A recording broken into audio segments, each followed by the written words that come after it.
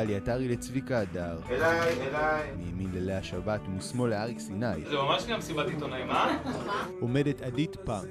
היא כתבה חלק מהלהיטים הגדולים של כל הזמרים האלה. והיא אפילו לא יכולה לשמוע אותה. התחלתי לאבד את השמיעה בגיל 20, בגיל 37-8 כבר הייתי עם שרידי שמיעה כמו היום. אני שומעת את המוזיקה, אני לא מסוגלת לצרוב אותה במוח, ואני לא יכולה להפריד את המילים מהמוזיקה.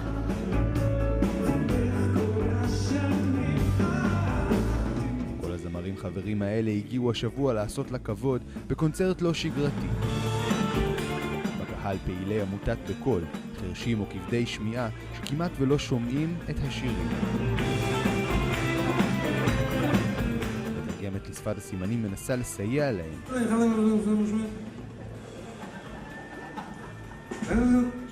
מתרגם מוזיקה, מילים וצלילים למי שלא מסוגלים לשמוע אותם. הרבה זמרים עם הגיל ועם הניסיון והדציבלים הגבוהים שהם עוברים, כולם שייכים לאזור הזה של המתחרשים. כשאת מסתכלת עליה ואת שומעת אותה מדברת, מקבלת פרופורציה אחרת לחיים. אני לא חושבת שבן אדם צריך לקחת אחורה ולא לעשות משהו מוכשר לעשות. כל אחד צריך לעשות את זה, למרות המגבלה. בסוף ההופעה נשאר רק ההדרן שלומי שבת. חייב לעשות משהו תהיה הכספת של החיים שלי, לא. באמצעות מיקרופון מיוחד מנסה עדית להזמין אותו לדואט. ככה דייק? אני שומעת מה שאני יכולה ואתה שר מה שאתה יכול.